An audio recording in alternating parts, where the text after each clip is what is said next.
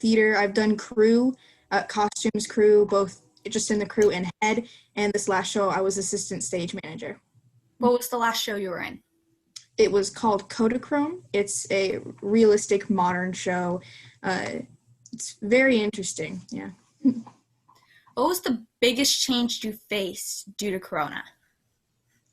The biggest thing was that, well, the entire thing had to be virtual.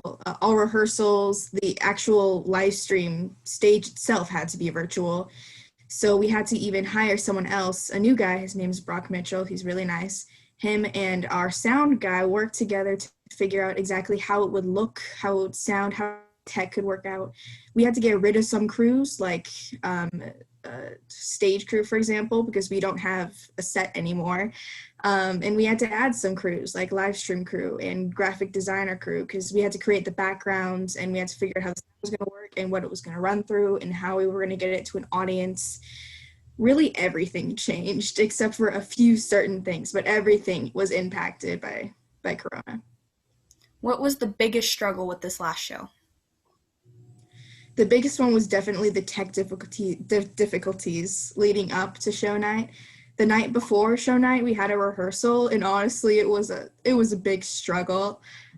We constantly had to stop and check, and we constantly had to remind actors to turn their mics off or on or to get out of frame because it's hard to remember that kind of stuff. There was always things breaking down. We used Teams and vMix were two platforms we used to try to get it out there to live stream, and both had a lot of trouble with keeping so many people on one platform. There's just a lot of little technical difficulties that went on even during show night that were hard to just get out as they happened. What are you looking forward to next? I'm looking forward to the next show.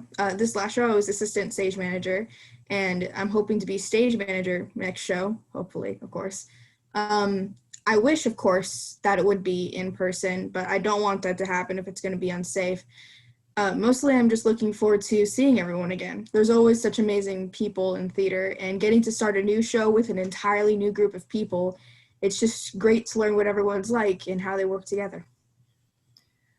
Would you say the effect of COVID on the theater department is more positive or negative, and why?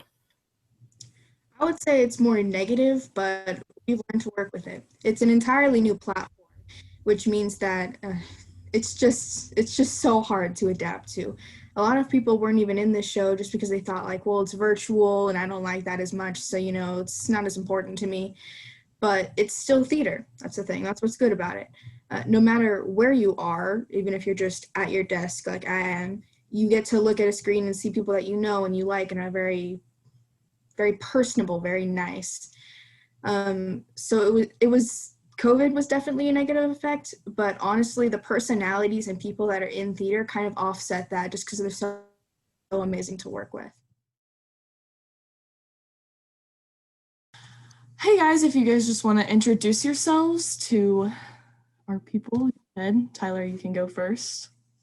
Okay. Hi there, everybody. My name's Tyler Stevens. I'm a senior at Olathe West. I'm a second-year debater. That's about it. Great job, Tyler. I'm Josh Anderson, head debate and speech forensics coach here at Olathe West. Awesome. Okay, so here's my first question for you guys. Has your debate team still been able to compete this year?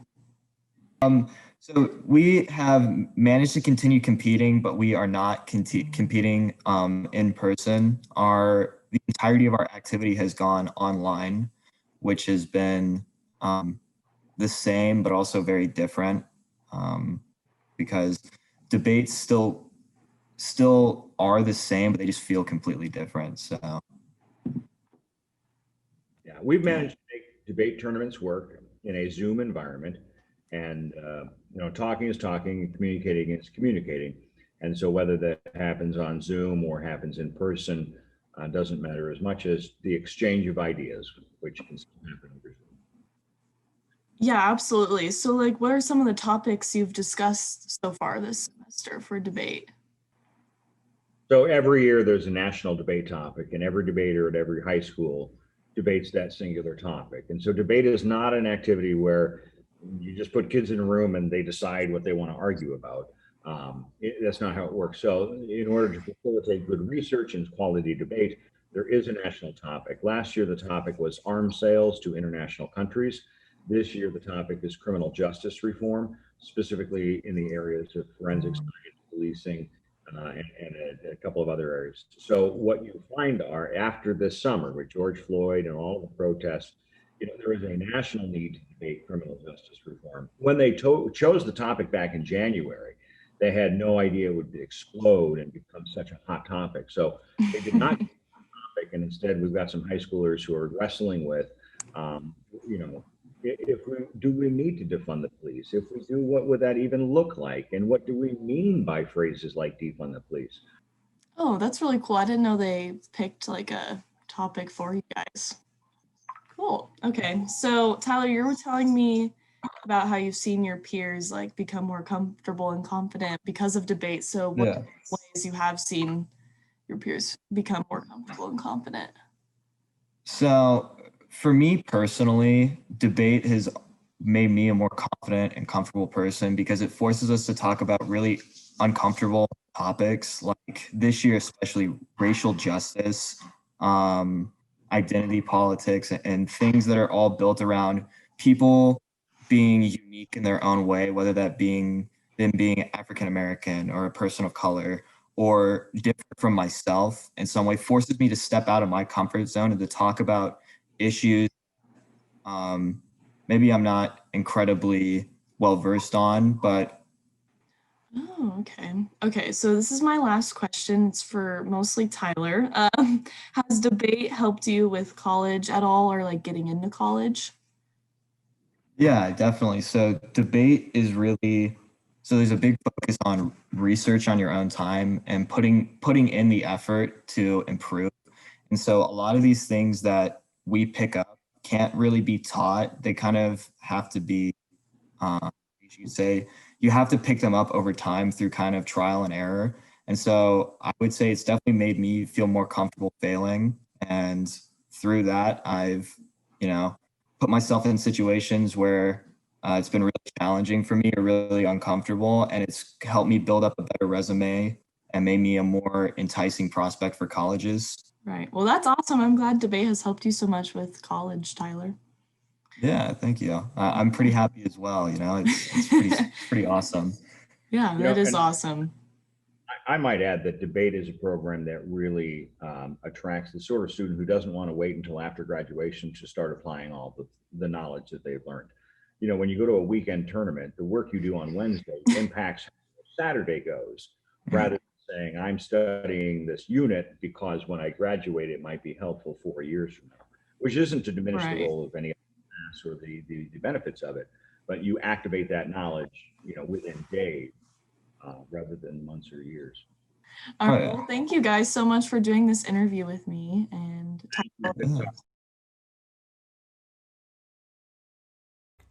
hello, Olathe West. I'm Bailey Collar, and Kendall Anderson and I interviewed 4 Olathe West athletes: senior Trey Kraus, Luke Segunis, and juniors Michael Anderson and Anthony Favreau. These 4 athletes aspired to play football in college. We interviewed them to talk about their recruiting process and how COVID has affected that this season. Listen here to our interview to see what the boys have to say. First, we started off by asking the boys how COVID has affected them personally. Here's what they had to say. Me personally, because I didn't get to go to a lot of summer camps this year. So I didn't get a chance to see a lot of coaches in person, meet them in person. I didn't get to go on any visits. So I had to do it all virtually or through phone calls. So it's just a lot different than a normal year where you can go on campus and see if it's something like you would really want to be a part of. To me personally, without junior days and stuff, it was kind of hard to get out and check out campuses and meet with coaches. And then, the senior year overall was affected. It was just a weird year. I'm glad we had it, but it was definitely different. Okay. Yeah, basically COVID had just affected me personally just because I wasn't able to get on some of the campuses for some of the schools I've been talking to for a little while, like Kansas State especially. You know, we were looking forward to getting up there January, and then the dead period for when we were allowed to go back on campus got extended until April, so we have to wait a little bit longer. But it was just a weird year in general, like what Z said. You know, not playing with fans, just playing with parents in the crowd. It nearly felt like a pee-wee football game. Some games, just because the parent turnout wasn't always the best, but other than that, it was a very different year. But I'm glad we got this year in. I'm grateful that we voted to play the season, and looking forward to next year, honestly. And then Mike. Yeah, just kind of to piggyback off them. It was just weird because you couldn't go on the visits, or a lot of the camps weren't happening, and the season was, the atmosphere was different. Even I thought the atmosphere with the team was a little different. It didn't feel like normal. Just usually the camaraderie I felt was a little bit tighter, and it just didn't feel as different because there weren't fans and the games weren't the same. But it was still a good season, fun to play with the seniors. And then we went in and asked senior Luke Segunis about if coaches were able to come to the games this season or if recruiting this year was solely based off film. Here's what he said. Yeah, we had some coaches at games. I felt like it really wasn't the same number as normal. I know I've talked to a couple guys after games, but for the most part, I mean, it really wasn't a ton of coaches being able to come up. I feel like a big part of it's film. I mean, you want to have good film, and of course, it's always good to have coaches there and see you play. But I think the fact that we were able to actually get to play games and have film helped us out a lot.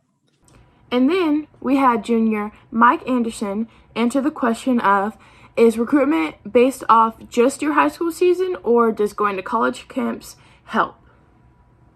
Especially right now when there's so much film coming out, and especially like if you're like an earlier class, like a sophomore or junior, they're not most likely going to go out and get you unless you're like a freak athlete. So especially for me, it's big just to make sure they know who I am, just get my name out and make sure you're not going unseen.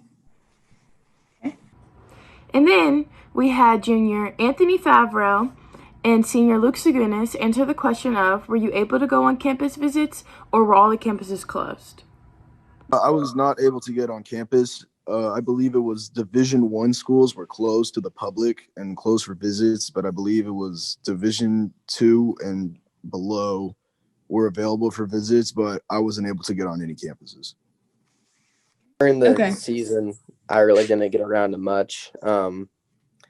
It just kind of now started to get where some colleges, some D2s are allowing people to come up. Like, I know I went to Central Missouri a couple weeks ago, and then I went to Northwest Missouri State this last weekend. So it's finally starting to get back open, which is good. And then we had senior Trey Krause tell us a little bit about his experience with moving, being at a new school, and being with a new team. And here's what he had to say. So I moved 2 days before my first game at Valley, so that was pretty hectic. I packed everything that I took with me to Iowa in about an hour and a half, maybe, if that. So moving there was pretty crazy. Obviously, not playing with the same team is different. You know, when you develop a culture that you built for 3 years and not get to finish it out, it kind of sucks. I wish I got to finish the season out here at West, but I'm glad for the opportunity that I had at Iowa. You know, I'm glad it worked out for everyone that they got to play here. I just wish I was a part of that, but I'm just glad I got a season in. The atmosphere there is definitely different. You know, you don't know everybody in the stands like I would here. And so that it kind of sucks for a little bit, but towards the end of the year, it started to feel more like I belong there. But my teammates there were very open to me and allowing me to come in. So that was a huge help. And I know from the guys back here, they didn't wrong me for my decision. So that also made it easier to move. So I'm very grateful for that. And then we had the 3 other players that we interviewed. Tell us a little bit about how Trey leaving affected the team leadership, the team atmosphere, and really just the team as a whole.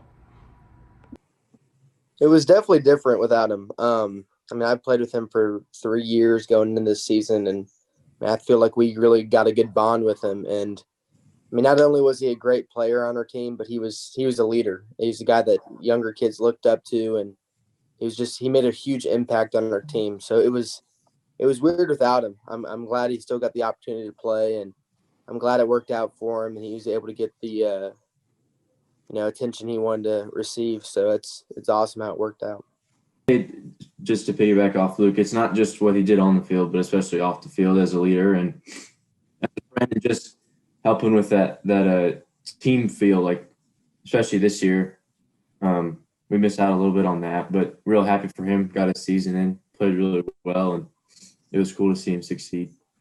It was definitely weird not getting trash talked in practice all the time, not getting all that crap talked to me. But definitely, I think I could speak on behalf of Mikey. I mean, we didn't see only Trey as a teammate. I mean, we saw him as like an older brother. We saw him as like a mentor. I feel like all the underclassmen did, just because Trey, I mean, he has the ability to change the course of a game. I believe his junior year, which was my sophomore year, I think he had like over 100 tackles for the team, which I think set a record or something like that. So he's definitely an athlete, and I'm glad he got a season in. But not having like that older brother there is kind of sometimes it killed the vibe because it was kind of different. But other than that, I'm glad he got a season in. I'm glad he did what he did, and now he's going to K-State, and hopefully I'll see him up there soon.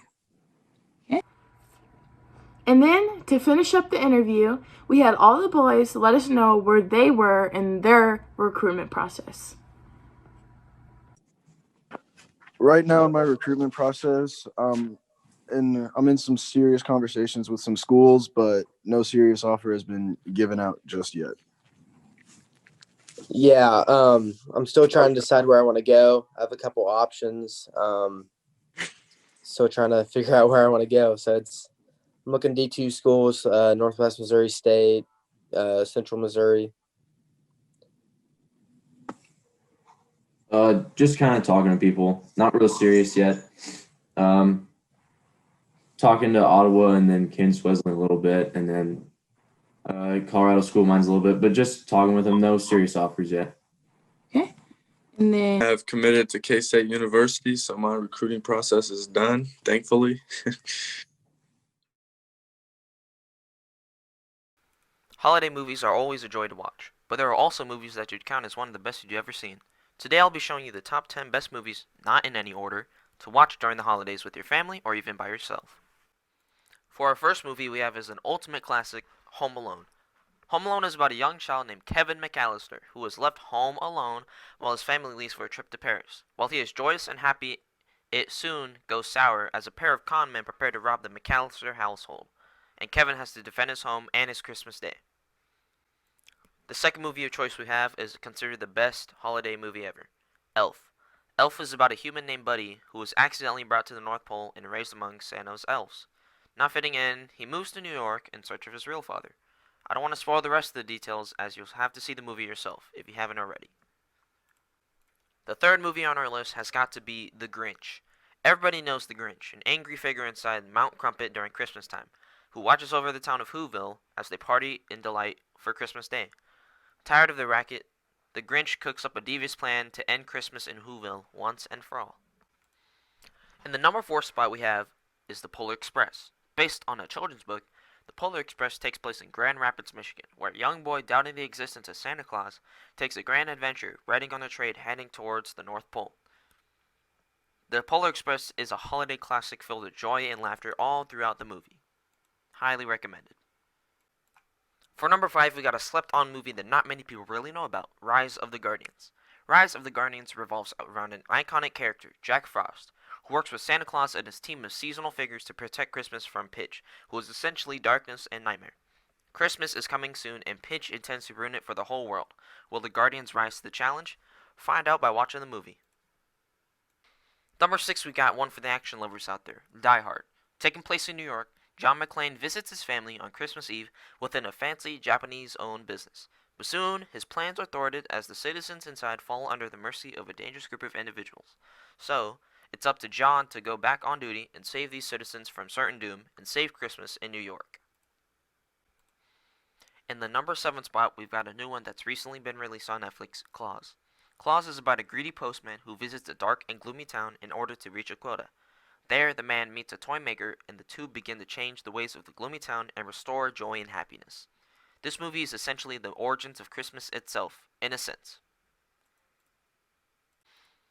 In the number 8 spot, we have a true classic, The Nightmare Before Christmas. Taking place in Halloween Town, we'll meet Jack Skellington, who's the Pumpkin King and bored of his usual routine of annual spooks and scares. But soon, Jack stumbles upon Christmas Town, very different to where he's from. Seeing all the flashing lights and happiness, he devises a plan to take over Christmas Town and control it. But he soon realizes that some plans actually don't go well. In the number 9 spot, we've got a similar one, Home Alone 2. Taking place during Christmas time again, Kevin loses track of his family at an airport and gets onto the wrong flight headed to New York City. Using his brains, Kevin cons his way into a luxurious lifestyle, but soon he meets a familiar pair of individuals who are trying to rob a toy shop just before Christmas. Kevin, having to save Christmas once again, gets back to his old roots and devises a plan to stop the sticky bandits once and for all. Finally, in the number 10 spot, we've got a classic of the classics, A Christmas Story. In this movie, we follow a young child, Ralphie Parker, who has to outmaneuver a bully and problems throughout life. But he also wants a dream Christmas gift, a Red Ryder air rifle. Getting in trouble with his dad, but cared for by his mom, Ralphie hopes to make it to Christmas Day within one piece. That was the top 10 movies to watch during the holiday season. Thanks for watching and have a great Christmas.